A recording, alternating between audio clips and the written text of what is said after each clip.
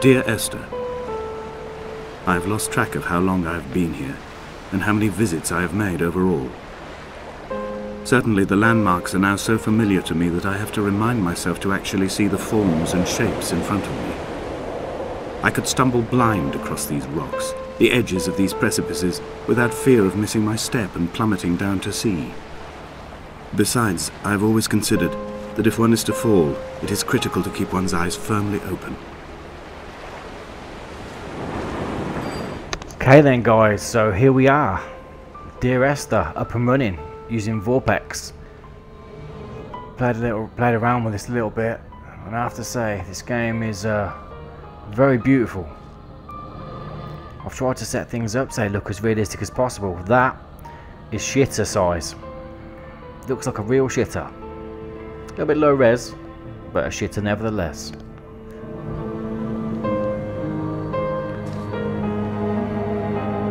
Whoa, this is cool.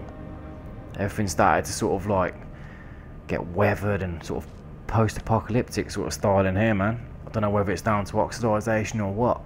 Oh wow. Sense of like scale, man. You really do feel like that's just is what it is. Oh, what we got here? That's like some Heisenberg level chemistry shit going on there. I couldn't tell you what that means. Probably the code behind blue meth. For any of you guys keeping up with the Breaking Bad. Oh, wouldn't fancy washing my hands in there. Oh, fuck. That was a bit disorientating. Auto ducked me then. Don't quite think this is ship shape.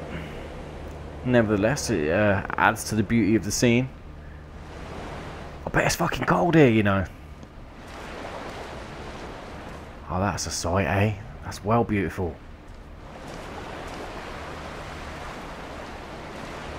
What are we saying? Up or down? Up or down? Probably down, eh?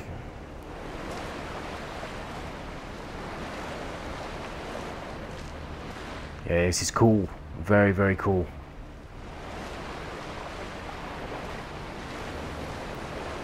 Should have brought a picnic, eh? I remember we used to go down to like Carmarthen Bay, down the old South Wales part of the Great Britain and that. It was lovely down there, and the weather was just as shit as this. Got a little fun fact for you guys. I was actually born in Wales, man. Not proud of it, but I accept it. And we moved over to England when I was probably about 4 years old.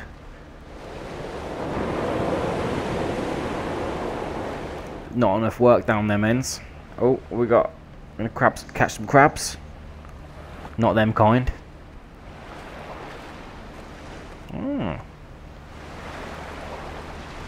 This is cool. I'd love to have a go on this with the old Vorpx Omni. I might have to revisit this when the game, when the treadmill gets here. This could be cool. Oh, we've got some steps, so I can get some steps back up here. So I don't think it really mattered which way I went. When you were born, your mother told me, a hush fell over the delivery room. A great red birthmark covered the left side of your face. No one knew what to say, so you cried to fill the vacuum. I always admired you for that you cried to fill whatever vacuum you found. I began to manufacture vacuums just to enable you to deploy your talent. The birthmark faded by the time you were 6 and had gone completely by the time we met, but your fascination with the empty and its cure remained.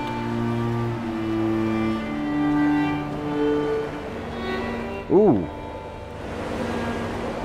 What's that? That's pretty interesting. Some sort of geometric shapes. Maybe another clue. That looks like an arrow ending here. What is X mark the spot? Maybe. Maybe it's a map. Maybe it's like a map of the island, and that's my final destination. Who knows? It's some mysterious shit though, right? Looks like I can still keep going this way, so let's continue.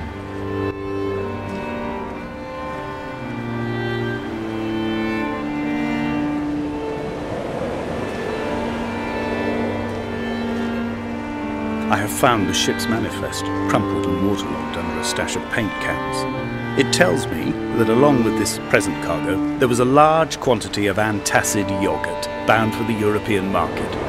It must have washed out to sea. God knows there are no longer gulls or goats here to eat it. Interesting.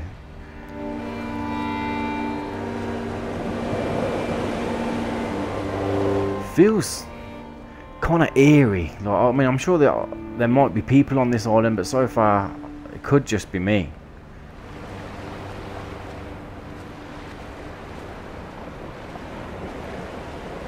There's still no run button. I haven't worked out how to sprint yet, but that may well just be because it's more of a chilled out experience. Probably very suited to the Oculus Rift, to be honest. I'm sure that this game was supposed to have some sort of like native support at one point. Don't really know what happened to that. Here we go, up the stairs, overgrown. It's quite beautiful.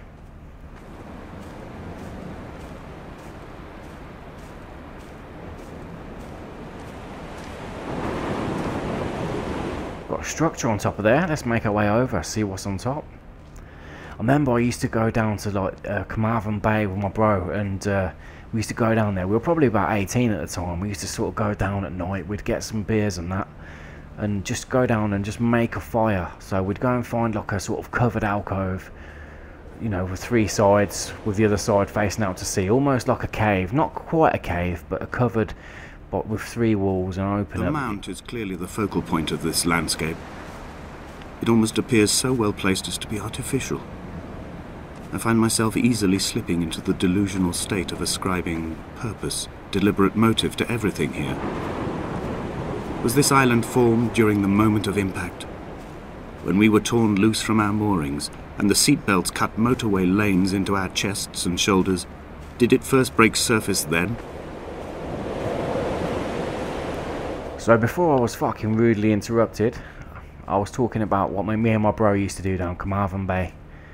So we used to get all these dry wood, you know, the sort of like bits of like reef and dried out old wood. It was sort of summertime. Died or was dying, or was so ill they gave up what little hope they could sacrifice. They cut parallel lines into the cliff, exposing the white chalk beneath. You could see them from the mainland or the fishing boat, and know to send aid or impose a cordon of protection, and wait a generation until whatever pestilence stalked the cliff paths died along with its hosts. My lines are just for this, to keep any would-be rescuers at bay. The infection is not simply of the flesh. Ooh. Again, before I was interrupted, I was talking about this wood we used to collect, and then we used to make these fires, and we'd sit there till the early hours drinking like our concoctions. My main tipple at the time was a bottle of vodka with Fanta fruit twist. I used to mix it up, empty out probably about a third or a quarter of the bottle, fill it up with vodka. We're not like Lot's wife, you and I. We feel no particular need to turn back. There's nothing to be seen if we did. No tired old man parting the cliffs with his arms. No gifts or Bibles laid out on the sand for the taking. No tides turning or the shrieking gulls overhead. The bones of the hermit are no longer laid out for the taking. I have stolen them away to the guts of this island, where the passages all run to black, and where we can light each other's faces by their strange luminescence. Deep. But yeah, so I used to get this Fanta fruit twist, yeah, and vodka all mashed up inside the actual bottle, and then basically slam it in the freezer for about 3 hours, and it'd go solid pretty much. And then we'd just smash it with a hammer until it turned into like what do you call it? Slush puppies. So it was like an old slush puppy, and it was so sick. We used to take it down to the beach, and my brother. Esther, I met Paul. I made my own little pilgrimage. My Damascus, a small semi-detached on the outskirts of Wolverhampton. We drank coffee in his kitchen and tried to connect to one another. Although he knew I hadn't come in search of an apology, reason or retribution, he still spiraled in panic, thrown high and lucid by his own dented bonnet. Responsibility had made him old. Like us, he'd already passed beyond any conceivable boundary of life. So then we used to basically wait until my old dear and my nan were pretty much off to bed. They were early birds, you know, probably 10:30. I find myself increasingly unable to find that point where the hermit ends and Paul and I begin. We are woven into a solid blanket, stuffed into the bottom of a boat to stop the leak and hold back the ocean. My neck aches from staring up at the aerial. It mirrors the dull throb in my gut where I am sure I've begun to form another stone. In my dreams, it forms into a perfect representation of Lot's wife, head over her shoulder, staring along the motorway at the approaching traffic in a vacuum of fatalistic calm. Heisenberg's been here. So yeah, then we used to wait till they used to go to bed, pretty much going off to bed, and we'd sneak out all the way down to like the actual beach, go down to the beach, pitch black, and down where we were there was no street lights at all. So literally, when night fell, it was fucking pitch black. You couldn't see your hand in front of your face. There was no cars, there was no traffic. It was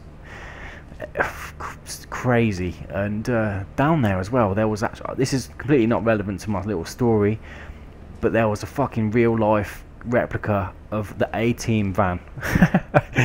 It was cool as fuck. We wanted it. But yeah, back to the main point here. My brother used to make about, I don't know, maybe five or six, you know, cheeky. How shall I say it without getting myself in trouble?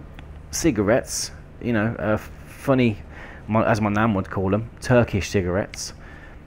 And then we'd sit there, you know, enjoying our own company and bonding, man. Me and my bro used to love going, and it just brought us really together, to be honest. And it's kind of cemented how tight we are now.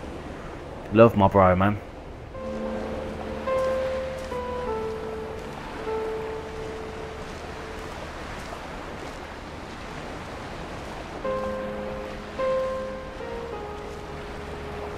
Definitely going to go back there one day. I've not been there for a long time.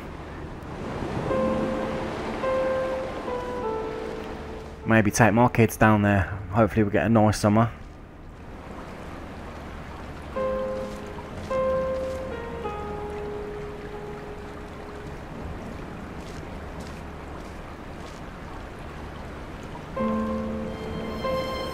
Originally, we were born, I was born in a place called Bridgend.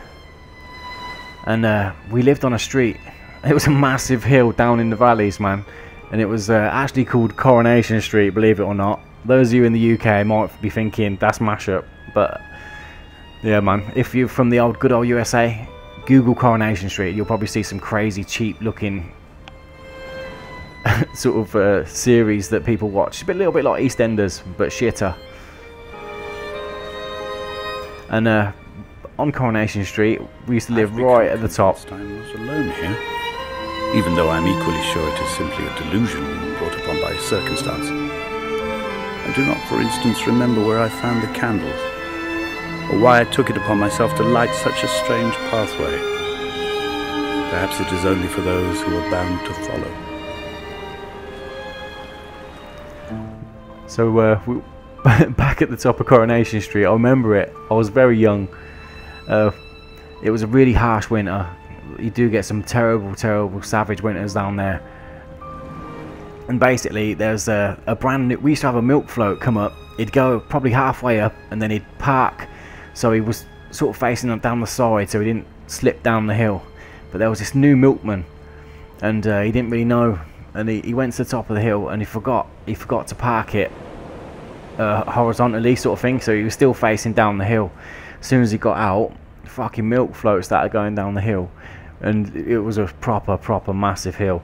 And when it went to the bottom, the actual milk float itself went straight through the shop at the bottom. Absolutely went straight through the shop. It was crazy. Oh, chemistry.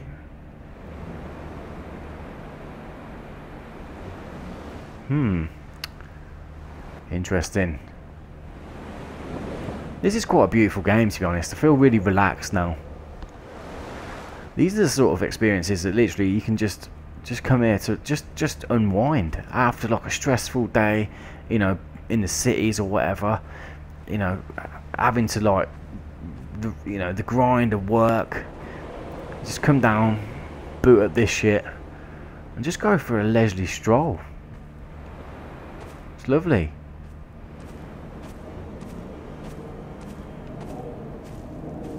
Apart from when you get interrupted by my man. I actually got a question for you guys. I want to know which was more interesting and easier to follow. Was it IG story, or was it the chemists? Was this story about like random stuff more interesting? Maybe they should overloop my feed over the game instead. There you go. That's a one for the developers there, man. If they wanna, they can take my story and throw it over the top of their game. Just wanted to say that I really appreciate all the support. Dear Esther, I have now driven the stretch of the M5 between Exeter and Bristol over 21 times. But although I have all the reports and all the witnesses, and have cross-referenced them within a millimetre using my ordnance survey maps, I simply cannot find the location. You'd think there would be marks to serve as some evidence. It's somewhere between the turn-off for Sanford and the welcome brake services. But although I can always see it in my rear-view mirror, I have as yet been unable to pull ashore. Ooh, look at that. Ooh. Yeah, I'll be interested to see, what you guys think about it. And hope you enjoyed it. I do want to apologise as well, because this week, it's been a whole week since I've uploaded a video. Not because I'm, getting bored of recording or lacking the content to upload. Truth of it is, I've been fucking tired. I've been grafting this week. It's not physical graft. I work in an office, so I don't do heavy lifting anymore or anything like that. Those days are done, at least for now. Been fucking mentally tired though.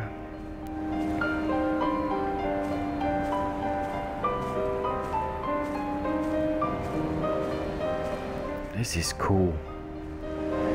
If I was here with my brother now, I'd be saying, let's go in. Let's go inside. What do you think there's bodies in there or treasure? He'd probably be like, yeah, let's go inside. Yeah, to be fair, he would probably be the one to say, let's go inside. I need to go inside now. Hopefully it lets us.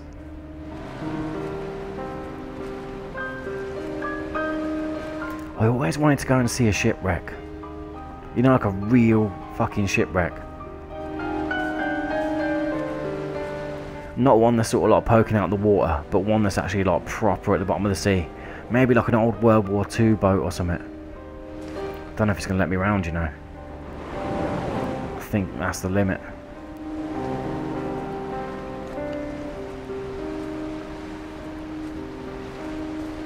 They're not going to let us in, is it? I'm going to say there is some sort of treasure left on there.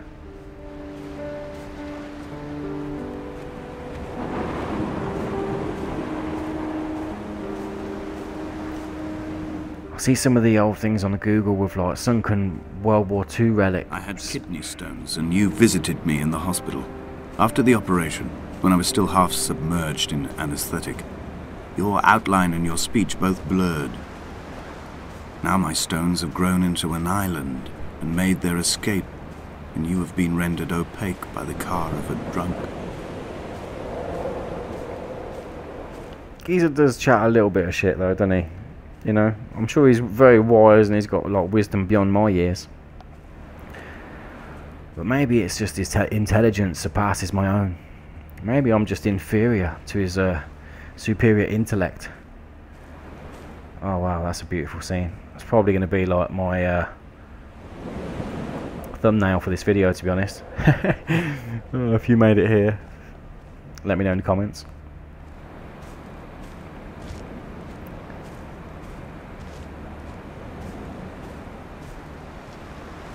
Video's gone on for a little bit longer than I anticipated, to be honest. I've begun to wonder if Donnelly's voyage here was as prosaic as it was presented. How disappointed not to have found the bones of the holy man. No wonder he hated the inhabitants so. To him they must have seemed like barnacles mindlessly clinging to a mercy seat. Why cling so hard to the rock? because it is the only thing that stops us from sliding into the ocean, into oblivion. Maybe you guys can let me know whether you do actually like some of these longer uploads, because fairly recently I've been trying to keep them all under 10 minutes, you know. Because looking at some of the analytics from the older videos, I know some of you guys wanted to watch the older, you know, playthroughs and stuff, and I was uploading sometimes 45 hour long videos, and half of it wasn't getting watched, being honest. A lot of it was just not getting watched. So it just seemed to be like a waste of energy, you know, recording all that stuff if someone's only going to watch the first 5 minutes. If you guys do want to see longer videos, let me know in the comments. I was very interested to see, very interesting to see how far you guys do actually watch through, and whether some of you guys do actually, you know, turn off after a couple of minutes and think, yeah, that was alright.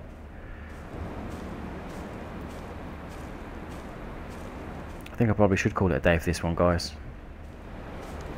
I hope you're having a good day, and I'll catch you on the next one. Take care. Bye bye.